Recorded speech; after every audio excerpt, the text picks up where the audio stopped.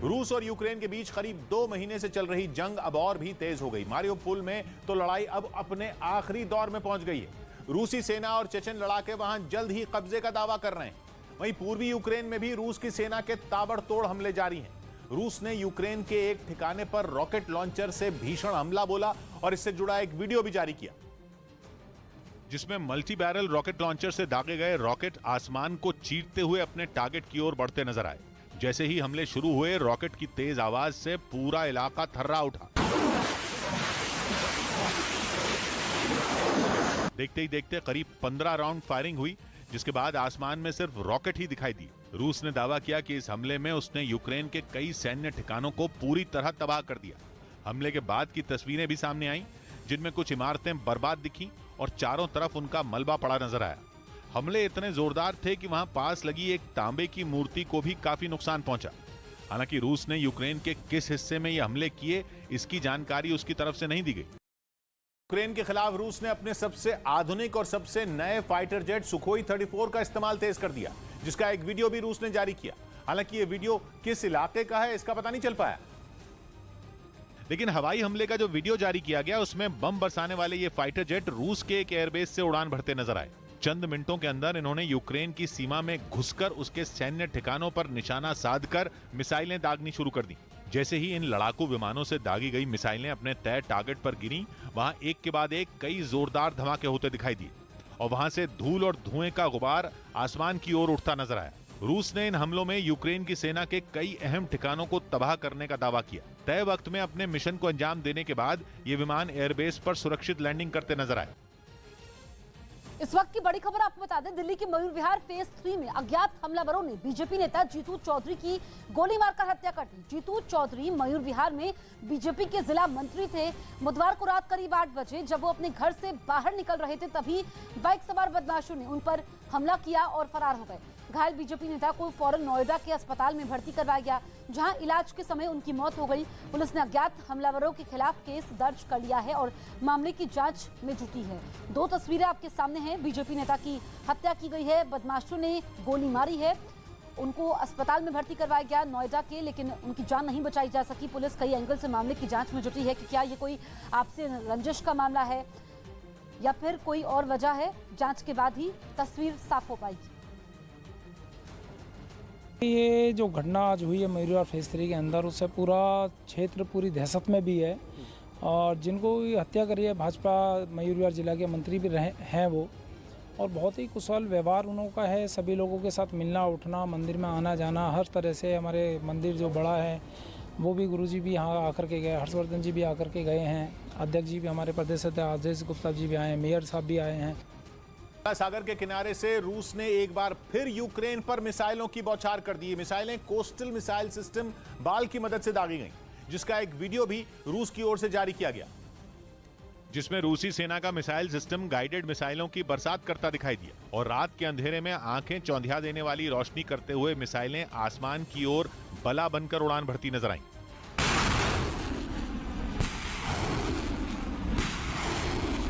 कुछ ही सेकंड के अंदर वहां से एक के बाद एक 4 घातक मिसाइलें दागी गईं, जिसकी वजह से पूरा इलाका न सिर्फ धमाकों की आवाज से गूंजता रहा, बल्कि धमाकों की रोशनी ने रात के अंधेरे को भी थोड़ी देर के लिए खत्म कर दिया। रूस ने इन हमलों में यूक्रेन के अहम सैन्य ठिकानों को तबाह करने का दावा किया और जिस कोस्टल मिसाइल सिस्टम बाल के जरिए इस मिशन को अंजाम दिया गया, उसे 2004 में रूसी सेना के बेड़े में शामिल किया गया था, जिसकी मदद से एक बार में 8 गाइडेड मिसाइल दागी जा सकती हैं और इनमें हर मिसाइल अपने साथ करीब 150 किलो विस्फोटक लेकर उड़ान भरती है, जिससे होने वाला धमाका समंदर में मौजूद 5000 टन तक वजन वाले युद्धपोत को ध्वस्त कर सकता है। यह कोस्टल मिसाइल सिस्टम 1000 किलोमीटर की दूरी से सटीक निशाना साधकर अपने टारगेट को तबाह करने की काबिलियत रखता है और एक बार इसमें लोड की गई मिसाइलों को दागने के बाद इसे दोबारा हमले के लिए तैयार होने में करीब आधे घंटे का ही समय लगता है। यूक्रेन ने आरोप लगाया कि रूस की फौज ने क्रमातोर्स्क शहर को एक बार फिर निशाने पर ले लिया। बताया गया कि वहां पिछले 1 हफ्ते से हमले जारी थे, लेकिन इस बार रूसी सैनिकों ने वहां जबरदस्त तरीके से धावा बोल दिया और ऐसे धमाके किए कि उन्हें कई किलोमीटर दूर तक देखा और सुना गया। यूक्रेन ने आरोप लगाया कि जानबूझकर वहां बिल्डिंगों और स्कूलों को निशाना बनाया गया ताकि लोगों में दहशत फैलाई जा सके, जिसकी तस्दीक की वहां की कुछ इमारतों ने। जिन्हें रूस के डर से लोगों ने खाली कर दिया और जो वहां रुके उन पर मिसाइलों ने कहर ढा दिया, जिसके बाद जख्मी हुए लोगों की मदद के लिए बचाव दल के लोग जुटे दिखे। सिर्फ यही नहीं, शहर के तकरीबन हर इलाके में घायल लोग नजर आए। कोई बिल्डिंग की बेसमेंट में कराहता दिखा तो कोई सड़क पर मदद के इंतजार में पड़ा रहा, जिन्हें किसी तरह एम्बुलेंस में बिठाकर अस्पताल तक पहुंचाया गया। दावा किया गया कि इस हमले में यूक्रेन के एक नागरिक की जान भी चली गई। मारिउपोल में रूसी सेना और चेचन लड़ाकों ने यूक्रेन के सैनिकों को जान बचाने के लिए कुछ घंटों की डेडलाइन दे दी। वहां अजोस्टल स्टील प्लांट में यूक्रेन के सैकड़ों सैनिक 2 दिन से जान बचाने के लिए छिपे हुए हैं, जिन्हें रूस की सेना और चेचन लड़ाकों ने शहर के बाकी इलाकों से खदेड़ देने का दावा किया, जिसके बाद मारिउपोल शहर में करीब 1.5 महीने से चल रही भीषण जंग अब सिर्फ अजोस्टल स्टील प्लांट के आसपास सिमट गई। और इसीलिए रूसी सेना और रमजान कादिरव के खूंखार लड़ाकों ने स्टील प्लांट की ऐसी घेराबंदी कर दी कि वहां से किसी का भी बचकर निकल पाना मुश्किल हो गया। रूस के हमले में अजोस्टल स्टील प्लांट को भी भारी नुकसान हुआ, उसके कई हिस्सों में आग लग गई। यही नहीं, स्टील प्लांट के नजदीक की कई इमारतों को भी निशाना बनाया गया। लेकिन चेतावनी के बाद भी यूक्रेन के सैनिकों ने हथियार नहीं डाले, बल्कि बीच बीच में उनकी तरफ से गोलीबारी जारी रही, जिसका जवाब रूसी सेना और चेचन लड़ाकों की तरफ से भी दिया गया। और इसका एक वीडियो रूस की मीडिया ने जारी किया, जिसमें अजोस्टल स्टील प्लांट के बाहर भीषण गोलीबारी होती नजर आई। बताया गया कि यह हमला रूस की सेना की तरफ से वहां से भाग रहे यूक्रेन के सैनिकों पर किया गया। असल में रूस ने एक दिन पहले ही चेतावनी दे दी थी कि हथियार नहीं डालने वाले यूक्रेन के सैनिकों को जान गंवानी होगी, और उसने ऐसा किया भी, जब स्टील प्लांट से निकलकर भाग रहे यूक्रेन के कुछ सैनिकों पर ताबड़तोड़ बम बरसा दिया गया। रूस ने दावा किया कि उसके हमले में यूक्रेन के कई सैनिकों को जान गंवानी पड़ी, जबकि चेचन लड़ाकों के साथ मिलकर अजोस्टल स्टील प्लांट पर किए गए रूसी सेना के इन भीषण हमलों ने अंदर छिपे यूक्रेन के सैनिकों को दहला कर रख दिया। वहां छिपे एक सैनिक का एक वीडियो सामने आया, जिसमें वो जान बचाने की गुहार लगाता दिखाई दिया।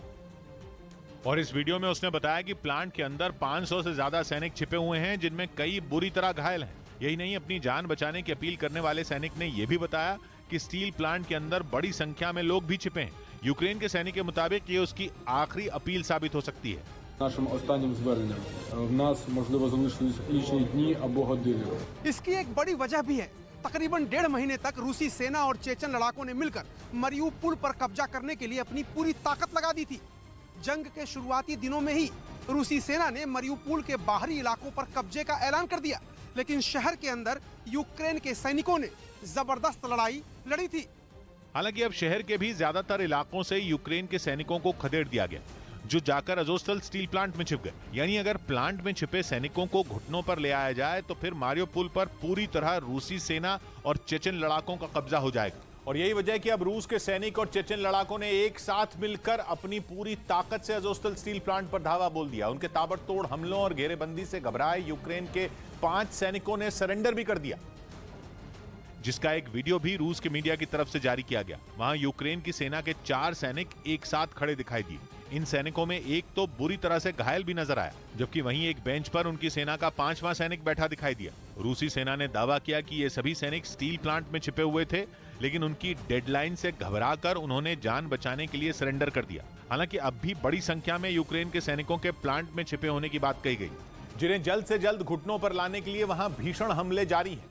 इस बीच यूक्रेन ने रूस की सेना पर एक बड़ा आरोप लगा दिया। यूक्रेन के मुताबिक अजोस्टल स्टील प्लांट पर जल्द कब्जे की कोशिश में जुटी रूस की सेना ने वहां पास में बने एक अस्पताल पर बड़ा बम गिरा दिया। यूक्रेन ने दावा किया कि अस्पताल पर हुए हमले के बाद वहां करीब 300 लोग मलबे के नीचे दब गए। बताया गया कि यह अस्पताल स्टील प्लांट के बहुत ही नजदीक था, जो हमले की चपेट में आ गया।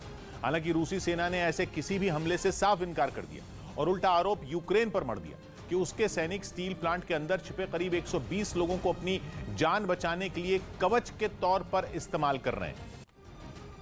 दिल्ली के जहांगीरपुरी में अतिक्रमण हटाने के मामले में आज सुप्रीम कोर्ट में फिर सुनवाई होगी। बुधवार को सुप्रीम कोर्ट ने अगले आदेश तक कार्रवाई पर रोक लगाई थी, जिसके बाद प्रशासन ने अतिक्रमण अभियान को रोक दिया था। मामले में दायर याचिका में कार्रवाई को गलत बताते हुए इसे रोकने की मांग की गई है। याचिका में कहा गया है कि जहां भी दंगा हो रहा है वहां सरकार की तरफ से एक तरफा कार्रवाई हो रही है। एक खास समुदाय के लोगों के घरों पर बुलडोजर चलाए जा रहे हैं। कांग्रेस और टीएमसी नेताओं का एक प्रतिनिधिमंडल जहांगीरपुरी का दौरा करेगा और अतिक्रमण की कार्रवाई से पीड़ित लोगों से मुलाकात करेगा। कांग्रेस की तरफ से महासचिव अजय माकन और दिल्ली प्रदेश कांग्रेस कमेटी के नेता प्रतिनिधिमंडल में शामिल होंगे, जबकि ममता बनर्जी ने अपने सांसदों को आदेश दिया है कि वो जहांगीरपुरी में पीड़ितों से मुलाकात करें। जहांगीरपुरी हिंसा मामले में जांच करने के लिए दिल्ली पुलिस की क्राइम ब्रांच टीम पश्चिम बंगाल पहुंच गई है। दिल्ली के जहांगीरपुरी हिंसा मामले में गिरफ्तार कुछ आरोपी बांग्लादेश के रहने वाले हैं और दिल्ली पुलिस इन आरोपियों के बारे में जानकारी जुटाने के लिए पश्चिम बंगाल पहुंची है। इस बीच जहांगीरपुरी हिंसा मामले में गिरफ्तार मुख्य आरोपियों की कस्टडी को कोर्ट ने बढ़ा दिया है। दिल्ली की रोहिणी कोर्ट ने आरोपी अंसार, सलीम और अहीर के साथ ही मंगलवार को गिरफ्तार आरोपी दिलशाद और गिल्ली को 3 दिनों की पुलिस कस्टडी में भेज दिया है। पुलिस ने मामले में और जानकारी और आरोपियों से पूछताछ के लिए कस्टडी की मांग की थी। सभी आरोपी अब शनिवार तक क्राइम ब्रांच की कस्टडी में रहेंगे। यूक्रेन जंग के बीच पुतिन के वफादार चेचन कमांडर रमजान कादिरोव ने डॉनबास में जेलेंस्की की सेना के खिलाफ प्रोपेगेंडा फैलाने के लिए मीडिया का सहारा लिया। कादिरोव की तरफ से एक वीडियो भी जारी किया गया, जिसमें पत्रकारों का एक प्रतिनिधिमंडल डॉनबास के एक इलाके का दौरा करता दिखाई दिया। बताया गया कि ये पत्रकार वहां चेचन लड़ाकों की तरफ से पहुंचे थे, जिन्होंने डॉनबास के कई इलाकों में यूक्रेन की सेना की बर्बरता का पता लगाने की कोशिश की। इस दौरान चेचन लड़ाकों ने यह दावा किया कि यूक्रेन के सैनिकों ने खुद ही अपने शहरों को तबाह किया, ताकि उसका इल्जाम रूसी सेना पर लगाया जा सके। इस दावे को पुख्ता करने के लिए वहां की कई इमारतों को दिखाया गया, जो बमबारी की वजह से खंडहर में तब्दील हो गई थी। यही नहीं, उन पत्रकारों के जरिए चेचन लड़ाकों ने यह भी जताने की कोशिश की कि डॉनबास के डोनेस्क और लुहांस इलाके के लोग जेलेंस्की की सरकार से नाराज थे। हालांकि यह पता नहीं चल पाया कि इस प्रतिनिधि मंडल में शामिल पत्रकार किस जगह के हैं, लेकिन उनके जरिए चेचन लड़ाकों ने डॉनबास में अपनी दूसरी छवि पेश करने की भी कोशिश की, जिसके तहत चेचन लड़ाके कई इलाकों में यूक्रेन के आम लोगों की मदद करते नजर आए। उन्होंने भीषण जंग के बीच कई जगहों पर न केवल खाने पीने का सामान बांटा, बल्कि खाना बनाकर लोगों को खिलाया भी। इसके अलावा वो घर घर जाकर लोगों की परेशानियां सुनते भी दिखाई दिए।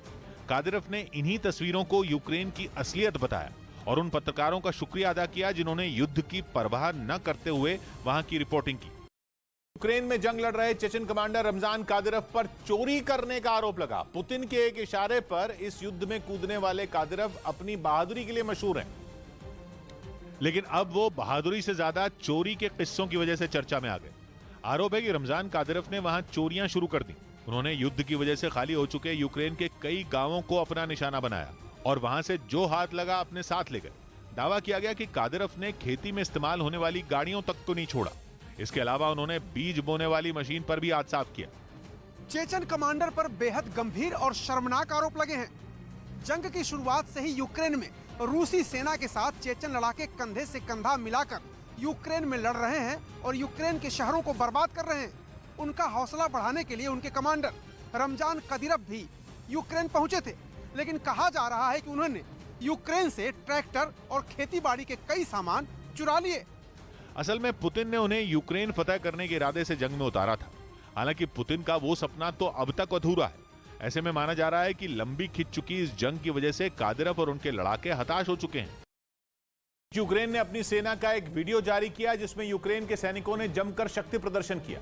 इस वीडियो के जरिए यूक्रेन की तरफ से यह दिखाने की कोशिश की गई कि उसकी सेना दुश्मन को मुंहतोड़ जवाब देने की हिम्मत रखती है और उसमें इतनी क्षमता है कि वो रूस की फौज को अपने घर से भगाकर ही दम लेगी। यूक्रेन ने जो वीडियो जारी किया, उसमें उसके सैनिक दुश्मन पर गोलियां बरसाते नजर आए। न सिर्फ फायरिंग, बल्कि रूस के फौजियों पर गोलाबारी की तस्वीरें भी सामने आई। वीडियो में यूक्रेन की सेना की रणनीति के तहत रूसी सैनिकों के बंकरों में एक के बाद एक कई धमाके होते भी दिखे।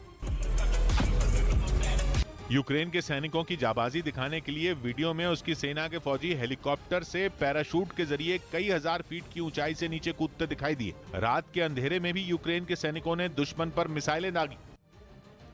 इस वक्त की बड़ी खबर आपको बता दें, कांग्रेस नेता और गुजरात के वडगाम से विधायक जिग्नेश मेवाणी को असम पुलिस ने देर रात गिरफ्तार किया। मेवाणी की गिरफ्तारी बुधवार की रात करीब 11:30 बजे पालनपुर सर्किट हाउस से की गई। मेवाणी की टीम ने बताया कि उन्हें असम पुलिस ने जानकारी दी कि मेवाणी के खिलाफ असम में कुछ मामले दर्ज किए गए हैं और इसी के तहत उनकी गिरफ्तारी की गई है। लुहांस्क में रूस से निपटने के लिए यूक्रेन ने अपना प्लान तैयार कर लिया। यह इलाका पूर्वी यूक्रेन में आता है, जिसे रूस ने फरवरी में ही अलग देश घोषित कर दिया था। लेकिन जेलेंस्की की सेना पीछे हटने को तैयार नहीं है। इसके लिए यूक्रेन के कई टैंक वहां की सड़कों पर दौड़ते नजर आए। उन पर जवान ऐसे डटे हुए थे कि किसी भी हमले का तुरंत जवाब दिया जा सके। इतना ही नहीं, ये सैनिक अपने लिए बंकर बनाते भी नजर आए। इसके अलावा वो अपनी जरूरत की चीजें भी जुटाते दिखे ताकि रूसी सेना के साथ जंग में कोई कमी न रह जाए। Лоб не идуть, обходять по селам туда. हालांकि यूक्रेन के जवान मजबूती से डटे रहने की बात कहते दिखे, लेकिन कुछ जगहों पर तबाही के निशान भी नजर आए। इस दौरान सड़क पर खड़ी एक गाड़ी की हालत भी ताजा हमलों की गवाही दे रही थी। उसके शीशे टूट चुके थे तो टायर धंस गए थे।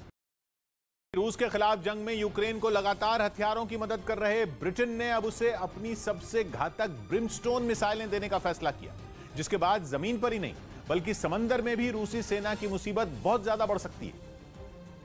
क्योंकि इस बार ब्रिटेन ने यूक्रेन को जो ब्रिमस्टोन मिसाइलें देने का ऐलान किया, उन्हें जंग के मैदान में टैंकों का काल तो माना ही जाता है, साथ ही इनकी मदद से समंदर में तैनात युद्धपोतों को भी निशाना बनाया जा सकता है। इस मिसाइल को चाहे जमीन से दागा जाए या फिर फाइटर जेट से, ये तेज रफ्तार से चल रहे टारगेट को भी सटीक निशाना साधकर तबाह कर देती है। इससे पहले ये खतरनाक मिसाइलें सीरिया और लीबिया की लड़ाई में अपना लोहा मनवा चुकी हैं, जिन्हें यूरोप की मिसाइल बनाने वाली एक कंपनी ने ब्रिटेन की रॉयल एयरफोर्स के लिए खास तौर पर तैयार किया, और इन्हें दुश्मन के खिलाफ जमीन या हवा से लॉन्च किया जा सकता है। ये मिसाइलें सुपरसोनिक हैं, मतलब आवाज से भी ज्यादा तेज रफ्तार से अपने निशाने की तरफ जाती हैं। वहीं एक ब्रिमस्टोन मिसाइल की लागत करीब $1.5 लाख तक, यानी भारतीय रुपयों में 1 करोड़ से ज्यादा होती है। ब्रिटेन के अलावा जर्मनी और सऊदी अरब की वायुसेनाओं के बेड़े में भी ये मिसाइलें शामिल हैं। अमेरिकी सरकार रूस का मुकाबला करने के लिए यूक्रेन को 18 हॉवित्जर देगी।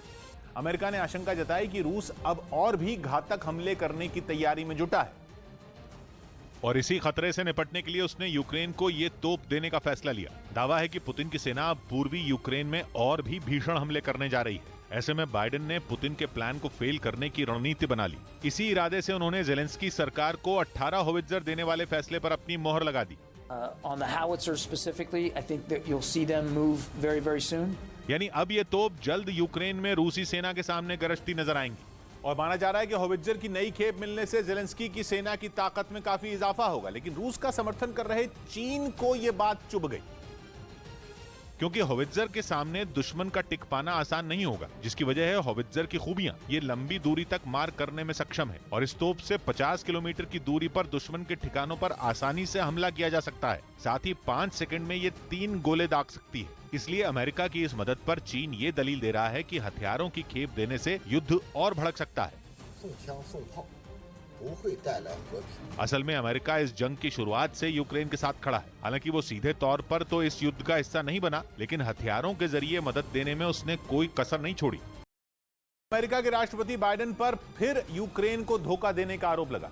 बताया गया कि इस बार अमेरिका नए लड़ाकू विमान देने के अपने वादे से ही मुकर गया, और उसकी इस हरकत से जंग के मोर्चे पर खड़े यूक्रेन की मुश्किल बढ़ गई। अब यूक्रेन की वायुसेना ने अमेरिका पर सवाल उठा दिए। उसका कहना है कि अमेरिका और दूसरे सहयोगी देशों से उसे अब तक नए लड़ाकू विमान नहीं मिले, बल्कि इस जंग में खराब हो चुके विमानों की मरम्मत के लिए सिर्फ पुर्जे भिजवाए गए। बाइडेन सरकार के इस रवैये ने जेलेंस्की के माथे पर चिंता की लकीरें उकेर दी, क्योंकि उनके साथ ऐसा पहली बार नहीं हुआ। इससे पहले भी जेलेंस्की की सेना बाइडेन के भरोसे पर ही पुतिन के खिलाफ मैदान में उतरी थी, लेकिन फिर क्या हुआ ये दुनिया जानती है। ये सच है कि हथियारों के बिना कोई युद्ध नहीं जीता जा सकता, और आधुनिक युद्ध में तो युद्धक विमान और अटैक हेलीकॉप्टर्स की युद्ध में बहुत बड़ी भूमिका होती है। जेलेंस्की भी अगर पुतिन को आंख दिखा पा रहे हैं तो उसके पीछे अमेरिका और अन्य यूरोपीय देशों से उनको मिल रही युद्ध सामग्री की मदद ही है। ऐसे में अब जेलेंस्की सरकार को ये समझ नहीं आ रहा कि वो जंग लड़े या खराब विमानों की मरम्मत करे। असल में अमेरिका ने कुछ दिन पहले यूक्रेन की मदद के लिए फिर हथियारों का जखीरा भेजने की बात कही थी, और उसने यूक्रेन को $800 मिलियन यानी भारतीय रुपयों में 6000 करोड़ से ज्यादा का पैकेज देने का ऐलान भी कर दिया था। इसके तहत अमेरिका के कई आधुनिक हथियार और लड़ाकू हेलीकॉप्टर यूक्रेन भेजे जाने थे। और अमेरिका ने दावा किया कि उसने अपने वादे के तहत नए लड़ाकू विमान और उनके पुर्जे यूक्रेन को सौंप दिए। हालांकि कितने विमान यूक्रेन भिजवाए गए इसकी जानकारी उसने नहीं दी।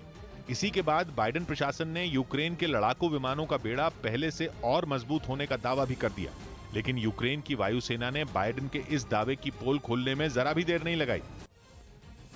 जम्मू कश्मीर के बारामूला में आतंकवादियों के साथ सुरक्षा बलों की मुठभेड़ चल रही है। मालवाहा इलाके में आतंकवादियों के छिपे होने की सूचना के बाद देर रात मुठभेड़ शुरू हुई। आतंकवादियों के खिलाफ इस ऑपरेशन में जम्मू कश्मीर पुलिस के साथ ही सेना के जवान भी शामिल हैं। जम्मू कश्मीर पुलिस ने जानकारी दी है कि मुठभेड़ में 3 सुरक्षाकर्मी और 1 नागरिक मामूली रूप से घायल हुए हैं। मुठभेड़ के समय एक आम नागरिक भी घायल हुआ है। देर रात से ये मुठभेड़ चल रही है। रूस के जंगी जहाज मॉस्को की तबाही के लिए अमेरिका ने भी जासूसी करवाई थी। भले ही अमेरिका इस जंग में सीधे तौर पर यूक्रेन के साथ नहीं है, लेकिन बाइडेन सरकार किसी न किसी तरह यूक्रेन की मदद में जुटी हुई है। और दावा किया गया कि अमेरिका ने अपने विमानों से रूस के ताकतवर युद्धपोत मॉस्को की जासूसी करवाई थी। इसी के बाद यूक्रेन ने काला सागर में रूस के इस युद्धपोत को मार गिराया। जिस एयरक्राफ्ट ने जेलेंस्की की सेना की मदद की उसका नाम है बोइंग P-8 पोसाइडन। ये एयरक्राफ्ट समंदर में पेट्रोलिंग का काम करता है, यानी दुश्मन का युद्धपोत कहां है ये सारा काम समंदर में इसी विमान के जिम्मे होता है। कहा यह जा रहा है कि ये एयरक्राफ्ट रोमानिया की सीमा के पास काला सागर के ऊपर उस दिन भी तैनात था, लेकिन जब यूक्रेन की मिसाइल वहां आई उसके कुछ पल पहले ही यह गायब हो गया था। कहा यह भी जा रहा है कि हमले वाले दिन कुछ और अमेरिकी एयरक्राफ्ट काला सागर के ऊपर देखे गए थे। और मॉस्को की जानकारी यूक्रेन को देने के बाद ये विमान काला सागर से लौट गया। फिर उसने रडार सिस्टम को भी बंद कर दिया। इससे ये विमान लगभग 3 घंटे तक दुश्मन की नजरों से ओझल रहा। यूक्रेन युद्ध में अब अरबपति इलॉन मस्क के कूदने से तीसरे विश्व युद्ध का खतरा बन गया। कहा गया कि रूस के जंगी जहाज मॉस्को को तबाह करने में इलॉन मस्क की सैटेलाइट ने भी अहम भूमिका निभाई। और इसी वजह से मॉस्को में बैठे व्लादिमीर पुतिन आग बबूला हो गए। उन्हें लगता है कि जंगी जहाज मॉस्को को डुबाने के लिए इलॉन मस्क सबसे ज्यादा जिम्मेदार है। असल में यूक्रेन ने पिछले हफ्ते मॉस्को को मिसाइल हमले के जरिए काला सागर में मार गिराने का दावा किया था। बताया गया कि इसी युद्धपोत पर इलॉन मस्क की कंपनी स्टारलिंक ने लंबे समय से नजर रखी हुई थी। रूस का युद्धपोत मॉस्को काला सागर में कहां तैनात है, इस बात की सटीक जानकारी एलन मस्क ने ही यूक्रेन को दी थी। ये बात रूस को नहीं भाई, इसीलिए पुतिन एलन मस्क से बेहद नाराज हैं। यूक्रेन भी ये बात मान रहा है, इसीलिए यूक्रेन का दावा है कि अब ये जंग अंतरिक्ष तक भी खिंच सकती है। साथ ही दावा है कि पुतिन सरकार ने स्टारलिंक कंपनी की सैटेलाइट को अंतरिक्ष में ही नष्ट करने के लिए कई टीमें बना दी। और यही नहीं, रूस ने अपना जंगी जहाज तबाह होने के बाद यूक्रेन के लवीव और दूसरे शहरों में हमले तेज कर दिए। ऐसे में आशंका यह भी जताई गई कि कहीं इससे तीसरे विश्व युद्ध की शुरुआत तो नहीं हो जाएगी, क्योंकि ये पहला मौका नहीं है जब इलॉन मस्क और उनकी कंपनी ने यूक्रेन की मदद की हो। कहा जाता है कि पिछले 1.5 महीने यानी जंग के दौरान कई बार उसने रूसी काफिले की जानकारी जेलेंस्की की सेना तक पहुंचाई, लेकिन अब इलॉन मस्क को इसकी बड़ी कीमत चुकानी पड़ सकती है। इलॉन मस्क और उसकी कंपनियों की हर हरकत पुतिन सरकार के रडार पर है। इतना ही नहीं, अब उसने यूक्रेन की जंग को अंतरिक्ष ले जाने की तैयारी शुरू कर दी। और रूस पहले ही अमेरिका को भी इसका एक ट्रेलर दिखा चुका है। पिछले दिनों रूस की स्पेस एजेंसी ने अमेरिका के साथ इंटरनेशनल स्पेस स्टेशन में काम करने से इनकार कर दिया था।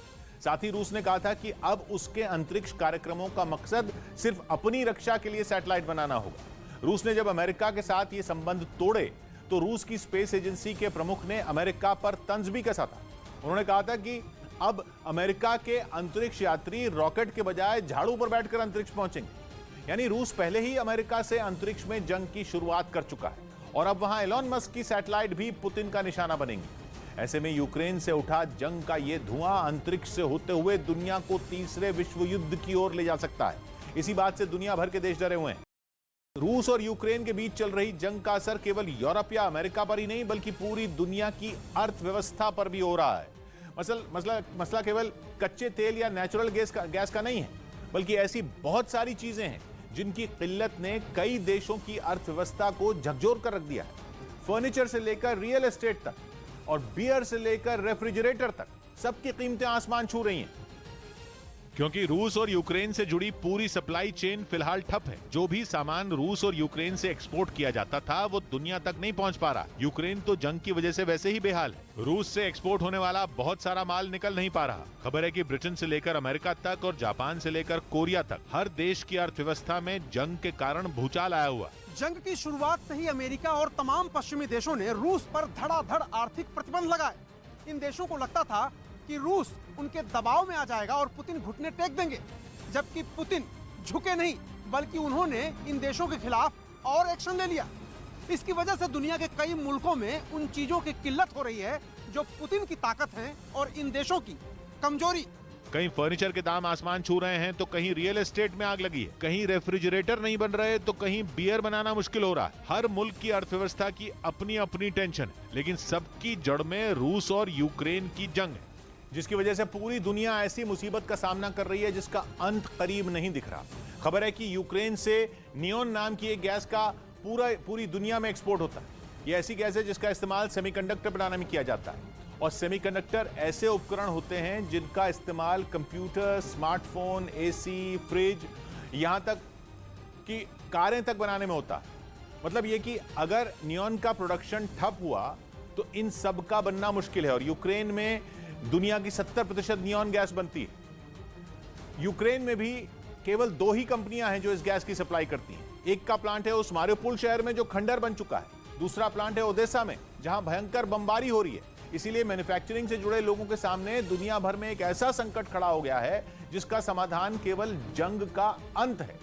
दूसरी तरफ यूरोप और ब्रिटेन में फर्नीचर के दाम अभी से कई गुना बढ़ चुके हैं। इसकी वजह भी रूस और यूक्रेन की जंग ही है।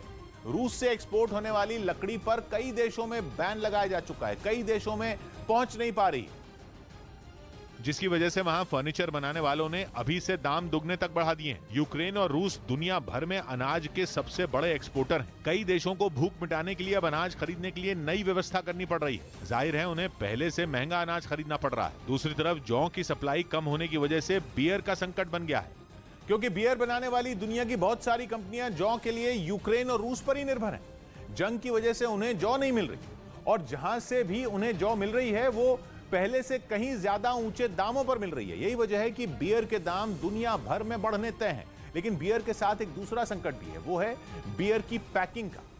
बियर के कैन बनाने के लिए एल्यूमिनियम का इस्तेमाल होता है। रूस बहुत बड़ी मात्रा में एल्यूमिनियम का एक्सपोर्ट पूरी दुनिया में करता है। जब से जंग छिड़ी है एल्यूमिनियम की सप्लाई भी ठप पड़ी है, जिसका सीधा मतलब यह है कि बियर बनाने में ही दिक्कत नहीं है बल्कि बियर की पैकिंग भी बड़ी परेशानी है। इसके अलावा पूरी दुनिया में कागज की सप्लाई चेन भी ठप है। पूरी दुनिया का प्रिंटिंग उद्योग रूस और यूक्रेन की जंग के खत्म होने का इंतजार कर रहा है। लेकिन ये छोटी छोटी परेशानियां मिलकर दुनिया के लिए बहुत बड़ी मुसीबत खड़ी करने वाली हैं। सबसे बड़ा संकट है जंग की टाइमिंग। पिछले साल तक कोरोना वायरस की वजह से पूरी दुनिया आर्थिक तौर पर लाचार बनी रही, लेकिन इस बार दुनिया की महाशक्तियां ही नहीं, हर देश अपनी अर्थव्यवस्था के पटरी पर लौटने की उम्मीद कर रहा है। पहले से महंगा कच्चा तेल दुनिया के लिए मुसीबत बन गया है। बड़े बड़े मुल्क लाख कोशिश के बावजूद महंगाई से बेहाल हैं। ऊपर से अलग अलग उद्योगों की बेहाली दुनिया का गणित बिगाड़ने वाली है। पीएम नरेंद्र मोदी आज सिख गुरु श्री तेग बहादुर जी के 400वें प्रकाश पर्व समारोह में हिस्सा लेंगे। रात 9:15 बजे लाल किले में होने वाले इस समारोह के समय पीएम मोदी सिख समुदाय के लोगों को संबोधित करेंगे। पीएम मोदी ने ट्वीट कर इसकी जानकारी दी है। प्रकाश पर्व के मौके पर पीएम मोदी एक स्मारक सिक्का और डाक टिकट भी जारी करेंगे। तो पीएम मोदी का संबोधन 9:15 बजे होने वाला है। श्री गुरु तेग बहादुर जी के 400वें प्रकाश पर्व के मौके पर लाल किले में पीएम मोदी का यह संबोधन होने वाला है, जिसमें उनके साथ कई नेता भी मौजूद रहेंगे और वो सिख इतिहास के बारे में भी चर्चा करेंगे। साथ ही इस बार ये प्रकाश पर्व क्यों खास है ये भी अपने संबोधन में बताएंगे। रूस के राष्ट्रपति व्लादिमीर पुतिन के खौफ के आगे नेटो बेदम नजर आ रहा है। यह दावा किया यूके के जनरल रहे रिचर्ड बैरन्स ने, जिन्होंने पानी पी पी कर नेटो को कोसा। असल में सर रिचर्ड बैरन्स वहां संसद की रक्षा समिति की सुनवाई में पेश हुए थे। इस दौरान उनसे यूक्रेन युद्ध पर कई सवाल पूछे गए, साथ ही उनसे सुझाव भी मांगे गए। पर रिचर्ड बैरन्स ने जो कहा वो नेटो देशों यानी अमेरिका और यूके को भी रास नहीं आएगा। बैरन्स ने साफ किया कि रूस से लड़ाई के लिए नेटो ही तैयार नहीं है और इसके लिए सभी नेटो देशों को शर्मिंदा होना चाहिए। हालांकि नेटो के सभी देशों की ताकत मिला दिया जाए तो वो रूस पर भारी पड़ेंगे, लेकिन यूक्रेन में भारी तबाही के बाद भी नेटो देश एक साथ मिलकर इकट्ठा होकर रूस को सीधी चुनौती नहीं दे रहे, यानी सीधी जंग में नहीं उतर रहे।